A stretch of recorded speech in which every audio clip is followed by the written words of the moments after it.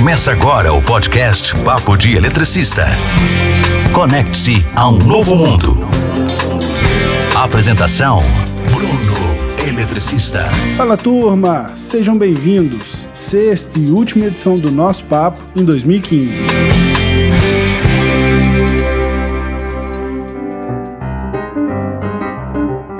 Hoje, data que o nosso programa foi publicado, estamos a 6 dias do Natal e a 12 da virada do ano. Você já parou para pensar como está sendo o seu ano de 2015? Já está na hora de refletir sobre isso e planejar como você quer o seu próximo ano. O que esperar de 2016?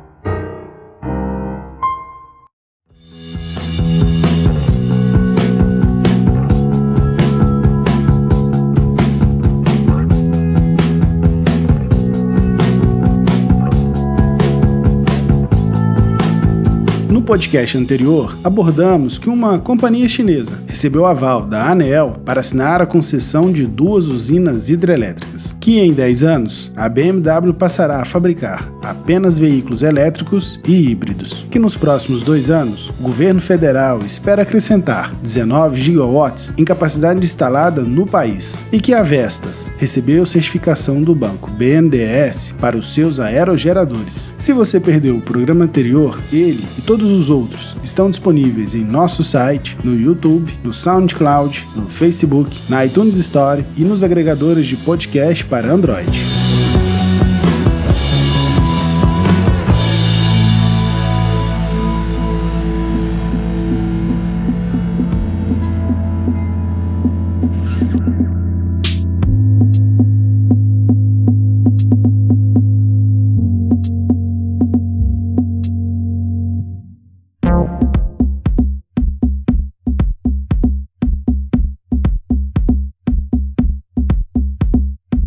Vamos para os destaques da edição de hoje. A Experiente Agreco se retira da licitação para os Jogos Olímpicos de 2016 no Rio de Janeiro. Uma fazenda solar na África é capaz de abastecer 250 mil casas com eletricidade. 2 empresas brasileiras serão pioneiras na instalação de flutuadores solares em 2 lagos de usinas hidrelétricas. Para 2016, a ANEEL propõe alterações nas bandeiras tarifárias na conta de energia elétrica.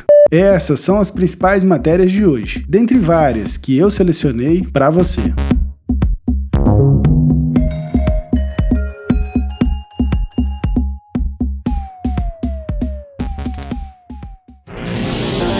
Participação do ouvinte conectado. Começamos as mensagens de hoje pelas palavras do Adamar. A Petrobras não anda com sorte. Além de ser saqueada pelos corruptos, ainda leva calotes de empresas do próprio setor. Esse nosso Brasil, sei não, hein? Pois é, né, Adamar? Fazer o quê, né? É o famoso jeitinho brasileiro sendo colocado em prática. O Alan escreveu pra gente o seguinte: bacana a postura da BMW em adotar a eletricidade como combustível para os seus veículos. Mas será que as nossas redes elétricas estarão preparadas para isso? Alan, eu acredito que tudo precisará evoluir junto. Toda a infraestrutura precisará ser adequada para abastecer esses veículos. E isso não é só aqui no Brasil não, no resto do mundo todo. Claro, de formas proporcionais e equivalentes em cada local. Seria bom se outras fabricantes adotassem a mesma postura da BMW. Tenho muita fé que veículos híbridos, elétricos e a célula de hidrogênio farão parte da frota brasileira em um relativo curto espaço de tempo. Essas são as palavras da Ana Paula. Também acredito nisso, viu, Ana? Com a entrada formal da BMW nesse segmento, outras concorrentes deverão fazer o mesmo. Recentemente, até a Toyota fez um anúncio similar a esse. A Tesla, fabricante que eu considero pioneira em veículos elétricos de alto padrão e performance, tem demonstrado cada vez mais o que pode ser feito nesse segmento. Espero que muito em breve teremos veículos disponíveis aqui no Brasil em valores competitivos, frente aos carros ditos convencionais. O César disse o seguinte: ver gigantes como a Vestas, GE e WEG produzirem em nosso país aerogeradores é muito bom. Precisamos agora impulsionar a fabricação e comercialização de painéis e inversores fotovoltaicos. A microgeração precisa entrar no gosto da população para promover não só a economia financeira, mas a demanda energética do país sobre as hidrelétricas. Isso mesmo, César. O país já possui 2 ou 3 fabricantes de painéis, eu acho, e 1 ou talvez 2, não sei, de inversores. Comparando a anos anteriores, os valores praticados hoje são muito mais competitivos do que antes. Mesmo assim, eu acho que diversas ações poderiam ser feitas para popularizar o sistema e até mesmo conscientizar a própria população sobre o uso dessa tecnologia. Já o Edson disse: acho que já está na hora dessas empresas fabricarem microturbinas para uso residencial e comercial. Um modelo menor de aerogerador instalado junto com as placas fotovoltaicas aumentariam o rendimento das instalações de microgeração. Edson, hoje é possível achar na internet alguns modelos de microgeradores para você comprar. Eu não achei informações sobre a certificação do Inmetro para esses modelos, e isso é uma questão fundamental para você poder usar o equipamento na microgeração distribuída. Creio eu que essa mudança recente na legislação deverá trazer em breve vários modelos disponíveis no mercado. E a última mensagem de hoje é do Fernando. Seria bom se, além de preocupar com o acréscimo na potência instalada do país, o Ministério também preocupasse com a modernização da infraestrutura que já existe. As linhas com Smart Grid já são uma realidade em outros países, enquanto aqui está engatinhando. Fernando, eu adoto a mesma opinião que você, cara. Numa edição passada eu até levantei isso. Eu acredito que adotar essas redes inteligentes de energia é uma forma de reduzir as perdas no decorrer da transmissão e até mesmo da distribuição, fora o que elas podem deixar as redes mais seguras e integradas. Conecte-se ao próximo bloco e acompanhe. Há 8 meses dos Jogos Olímpicos do Rio de 2016, ainda não se sabe quem fornecerá energia elétrica para o evento. A experiente Agreco, que já forneceu eletricidade para 9 Jogos Olímpicos e 6 Copas do Mundo, desistiu essa semana de participar da licitação.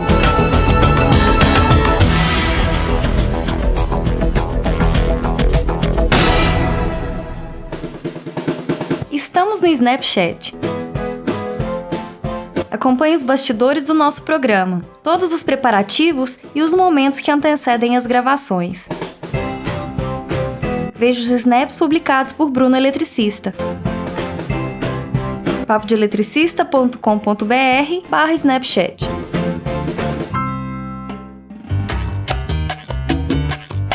Também estamos no Twitter. Acompanhe nossos tweets diários na rede social, tudo sobre o nosso podcast. Siga papodeeletricista.com.br/Twitter.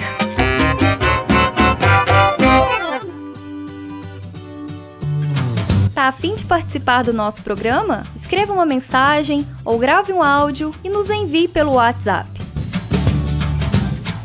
Anote nosso número: 34 98 440 5322. Diga pra gente o que tá achando do programa, comente alguma matéria ou deixe a sua sugestão. Não deixe de participar. 34 98 440 5322. Curte o YouTube? No nosso canal, além de acompanhar nossos podcasts semanais e as edições especiais, você assiste a vídeos exclusivos. Acesse e inscreva-se: papodeeletricista.com.br/YouTube. Podcast Papo de Eletricista.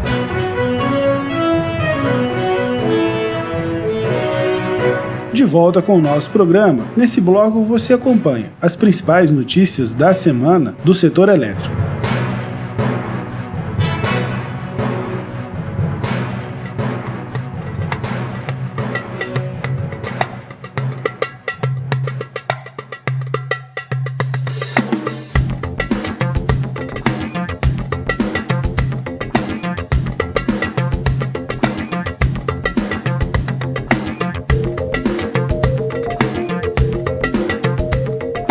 No programa da semana passada, eu falei sobre os atrasos nos pagamentos a empresas, devido a mais de 100 liminares judiciais que barravam os trabalhos da Câmara de Comercialização de Energia Elétrica. A CEMIG teria mais de 110 milhões de reais a receber, enquanto a Petrobras acumulava valores próximos a 1 bilhão de reais. A Câmara de Comercialização possui cerca de 1,2 bilhão de reais arrecadados e que deverão ser usados para pagar empresas que têm créditos a receber em liquidações financeiras do mercado de energia elétrica. Pagamentos estes que estão suspensos desde novembro por medida judicial. Na ocasião do programa, eu comentei que o governo federal, por meio da ANEEL, tentava negociar um acordo com as empresas para colocar um fim à guerra judicial. Essa semana, tivemos mais algumas movimentações no setor referente a essa situação. Na quarta-feira, uma decisão judicial favorável ao pleito da Abrajet, uma associação do setor, obrigou a Câmara de Comercialização a liberar parcialmente os pagamentos para as termoelétricas sobre operações realizadas em setembro e que deveriam ter sido acertadas em novembro. Petrobras é uma dentre as beneficiadas. Para você entender o acordo, a ANEEL ofereceu uma compensação parcial às perdas das hidrelétricas com a seca, tendo como contrapartida a exigência de que as companhias beneficiadas retirem as ações judiciais, de forma a permitir a retomada das liquidações da Câmara de Comercialização. Essa proposta de apoio às usinas foi viabilizada pela medida provisória 688, sancionada pela presidente Dilma Rousseff nesta semana, com aprovação de detalhes técnicos por parte da ANEEL. A agência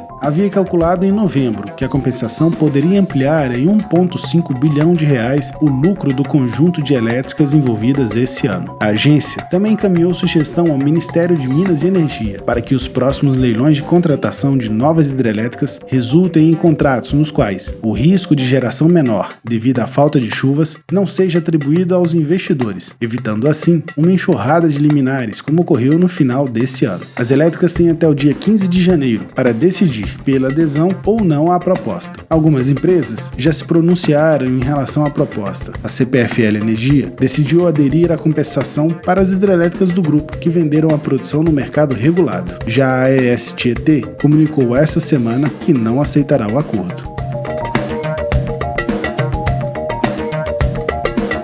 Há 2 programas anteriores, trouxemos aqui a informação de que a Abengoa havia entrado com pedido de recuperação judicial na Espanha e que isso afetaria diretamente o Brasil, ocasionando a demissão de 4.500 funcionários e a paralisação da construção de diversas linhas de transmissão. No decorrer daquela semana, alguns ouvintes nos mandaram mensagens comentando essa notícia. No programa anterior, a mensagem da ouvinte Janaína foi lida e comentada aqui. Eu disse na ocasião que acreditava na compra dos ativos da Abengoa por empresas do setor. Pois bem, essa semana, 2 diretores da empresa, em uma reunião com representantes da ANEEL, anunciaram a paralisação das obras em curso no Brasil, independentemente do estágio de cada empreendimento. A empresa também disse à agência que já está em tratativas para vender ativos ou até mesmo encontrar parceiros para os projetos no país, incluindo a linha de transmissão que vai escoar a produção da usina de Belo Monte e as linhas que farão conexão à rede de importantes usinas eólicas no Nordeste. A ANEEL solicitou à empresa que apresentasse até ontem, dia 18, informações sobre o andamento dos projetos no país, incluindo estratégias ou planos de retomada do desenvolvimento das linhas. Ficou acertado também que a empresa deverá apresentar relatórios semanais à agência com informações sobre o andamento das negociações com credores e as decisões quanto às atividades no Brasil. Na Espanha, alguns bancos já sinalizaram estar dispostos a injetar recursos de emergência na empresa imediatamente para socorrê-la. O plano seria injetar até 110 milhões de euros agora em dezembro para evitar um colapso eminente e outros 100 milhões de euros em janeiro, condicionada à apresentação de um plano de viabilidade que está sendo preparado por uma consultoria especializada. A empresa ainda não se posicionou sobre o assunto. O ministro de Minas e Energia, Eduardo Braga, disse na quinta-feira que o governo federal já está em conversa com companhias interessadas em assumir as obras da Abengoa, mas que ainda não poderá divulgar quais seriam essas companhias interessadas.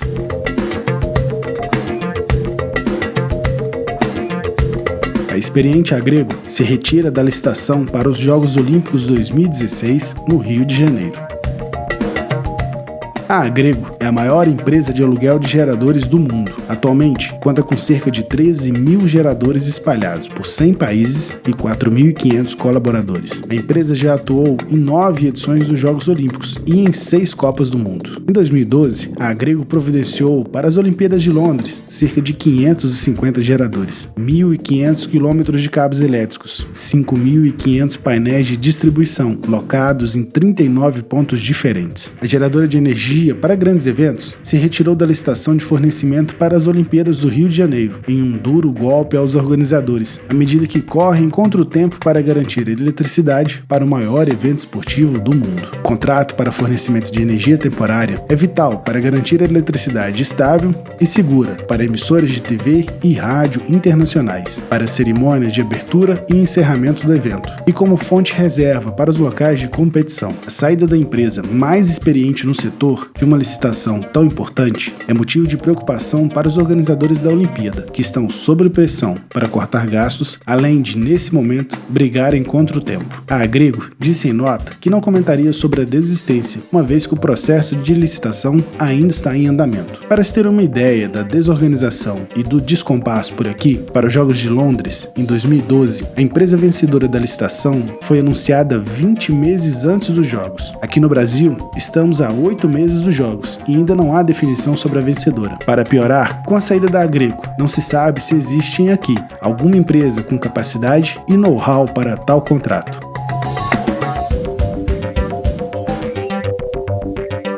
Fazenda solar na África é capaz de abastecer 250 mil casas com eletricidade.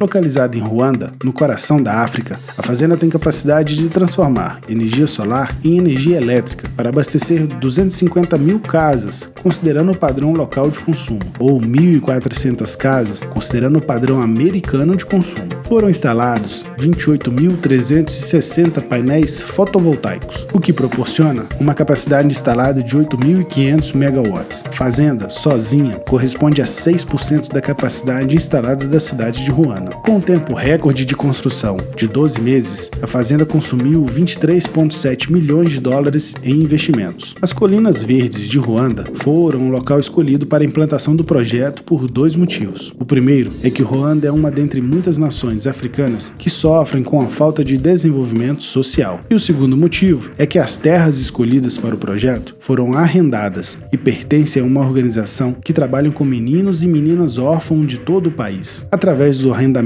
das terras, a organização possui agora maior capacidade financeira para viabilizar projetos sociais com as crianças atendidas. Para otimizar o rendimento das placas fotovoltaicas, todas elas foram instaladas em estruturas móveis, os chamados rastreadores solares, ou Solar Track. O sistema, comandado por computador, considera a leitura de vários sensores para saber a posição exata do Sol. A partir disso, posiciona cada conjunto de placas perpendicular à posição do Sol naquele momento, efetuando várias correções de posicionamento durante todo o dia. Com esta técnica, é possível aumentar em até 20% a eficiência dos painéis. A realização do projeto, entregue em tempo recorde, recebeu o apoio da iniciativa Energia para a África, que tem no presidente americano Barack Obama o principal incentivador.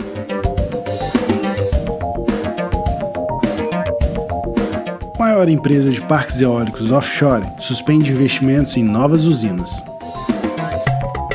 Uma estatal norueguesa deixará de investir em novos parques eólicos offshore, aqueles instalados em alto mar, para conseguir honrar os pagamentos de dividendos ao seu controlador. A decisão é um golpe para os planos da Grã-Bretanha de manter-se como o maior mercado de energia eólica offshore do mundo. A intenção era dobrar até 2020 a capacidade eólica no mar, atualmente em 5 gigawatts. A empresa informou que mudou de planos por causa do governo norueguês, que reverteu uma decisão já acertada que permitiria à empresa reter cerca de 574 milhões de dólares em dividendos para apoiar novos projetos. Em nota, o presidente da companhia disse que a energia eólica offshore é muito intensiva em capital e que os termos financeiros impostos pelo controlador impossibilitavam a empresa de investir em novos projetos eólicos no mar. Esse tipo de energia eólica é a forma mais cara de produção devido à localização das turbinas em alto mar, longe da costa, e o uso de condutores elétricos subaquáticos.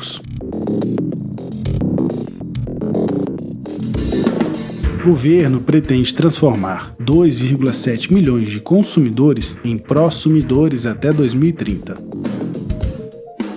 Na última terça-feira, o Ministério de Minas e Energia lançou um plano de incentivos que tem como meta, até 2030, alcançar 2,7 milhões de consumidores, produzindo a sua própria energia elétrica, os chamados prosumidores, através de fontes renováveis como a fotovoltaica e a eólica. Segundo o órgão, o programa pode movimentar pouco mais de 100 bilhões de reais em investimentos no período e viabilizar cerca de 23.500 megawatts em capacidade instalada, o que seria equivalente a cerca da metade da geração da hidrelétrica de Itaipu. Segundo o ministro de Minas e Energia, Eduardo Braga, algumas ações vão depender de parcerias com o BNDES e o Banco do Brasil para serem viabilizadas. O plano de incentivo autoriza as distribuidoras a comprar energia dessas fontes até um limite de 10% do mercado atendido, e limitadas ao valor de R$ 454 por megawatt-hora para fornecimento vindo de usinas solares e R$ 329 por megawatt-hora para a cogeração a gás natural. Também estão no plano medidas para simplificar a venda dessa energia no mercado livre, aquele em que produtor e consumidor negociam diretamente, sem a participação ou a intervenção da distribuidora.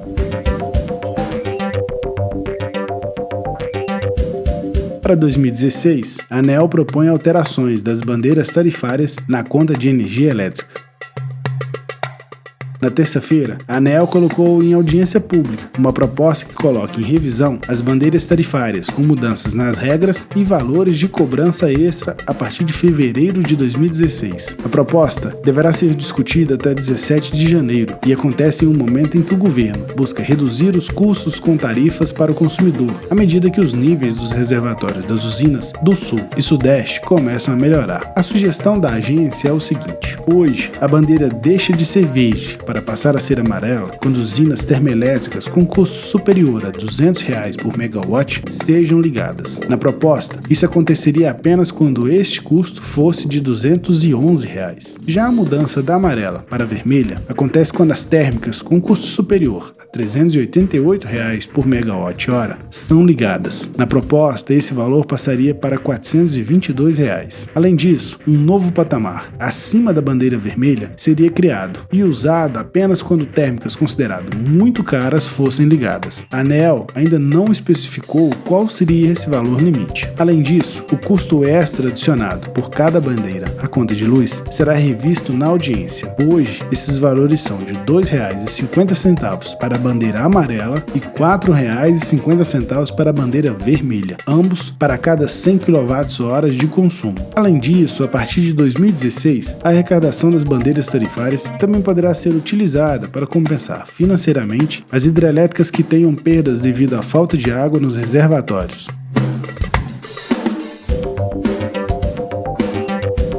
A Sunlution e a WEG serão pioneiras na instalação de flutuadores solares em 2 lagos de usinas no Brasil.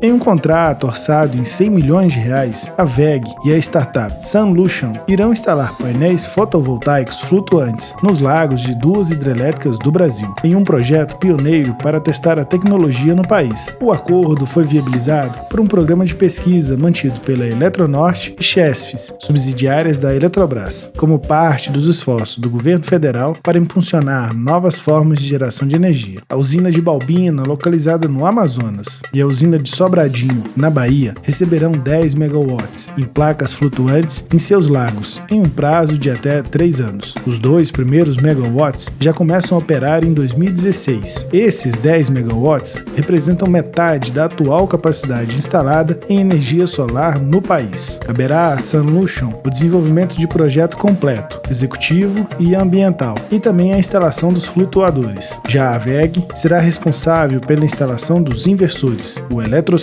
e em adquirir os painéis fotovoltaicos. A instalação dos painéis nos lagos permitirá reduzir a evaporação da água, além de aproveitar toda a estrutura de transmissão de energia já existente nas hidrelétricas. E esse foi um pequeno giro com as principais notícias do setor elétrico dessa semana. papodeeletricista.com.br. Sabe qual é a forma mais rápida, prática e descomplicada de ouvir nosso podcast?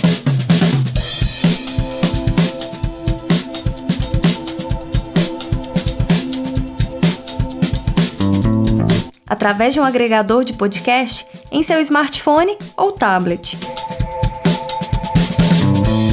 Se você usa um dispositivo com sistema Android, basta acessar a Google Play, pesquisar por podcast, escolher qualquer um dos aplicativos disponíveis e instalar. Depois de pronto, é só pesquisar por Papo de Eletricista e assinar o nosso programa.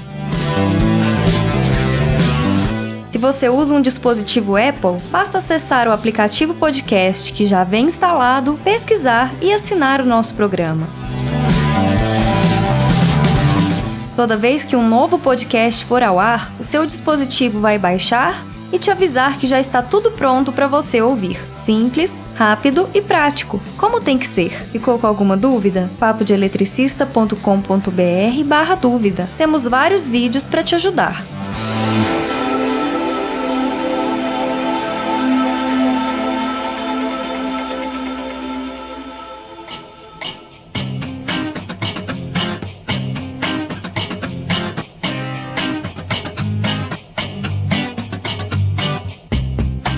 Quer conhecer outros profissionais do setor? Faça parte do nosso grupo fechado no Facebook. No grupo, além do bate-papo sobre o programa, rola conversas sobre diversos temas relacionados ao nosso setor. Não fique de fora. papodeeletricista.com.br/grupo Facebook.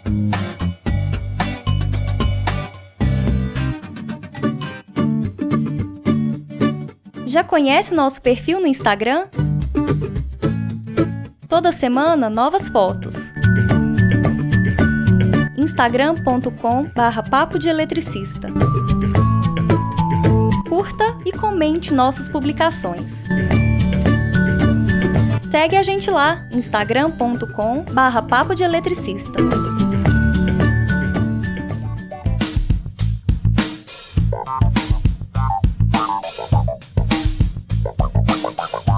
O que acha de interagir ao vivo com o Bruno Eletricista?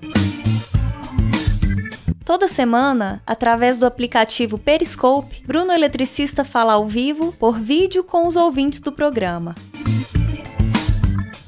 As transmissões geralmente acontecem aos sábados, às 19 horas. Bruno comenta sobre a edição do programa que foi ao ar horas antes e, eventualmente, conta as novidades da próxima edição. É uma transmissão ao vivo. Saiba como participar dela acessando papodeeletricista.com.br/periscope. Podcast Papo de Eletricista. Voltamos com o nosso papo. E antes de encerrar a edição de hoje, eu quero deixar a nossa mensagem de Natal e Ano Novo para você.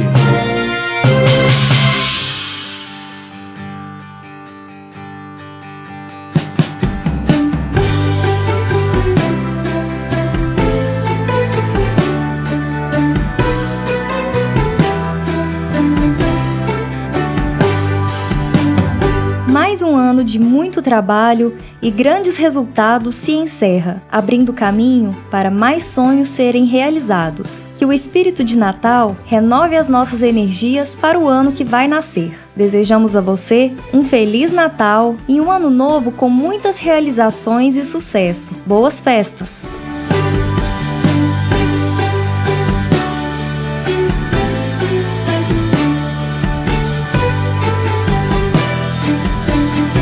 Nosso papo fica por aqui. Estaremos de volta no dia 9 de janeiro. No primeiro programa do ano, traremos as primeiras novidades do nosso podcast para 2016. Estamos preparando coisas incríveis para esse novo ano, sempre pensando em você e no que poderemos fazer para agregar conteúdo e valor no seu dia a dia. Um abraço e até o ano que vem.